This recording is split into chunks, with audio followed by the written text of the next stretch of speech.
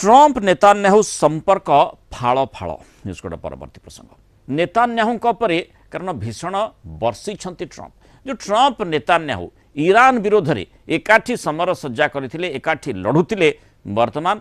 सेमानक भितर गोटे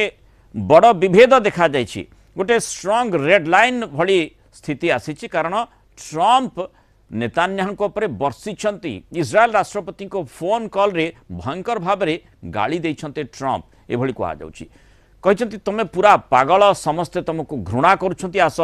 से भी कहते मु नथिले तमे बोधवे जेल रही था तुम इस्राएल को मध्य समस्ते घृणा करने को लगिलेनी लेबानन रे इस्राएल सामरिक अभियान को नहीं नेतान्याहू को एभली मात्रा बर्षिंट ट्रंप मध्यप्राच्य रे युद्ध शेष करने को बोधवे ट्रंप आभिमुख्य रही किंतु से भितर नेतान्याहू काले कंटा साजी कथा ट्रंप भावुंट लेबानन रे आक्रमण जो ईरान सह अमेरिकार शांति आलोचना बाधाप्राप्त होबार आशंका रही तेणु नेतान्याहू क्षोभ प्रकाश करी तांकू एभली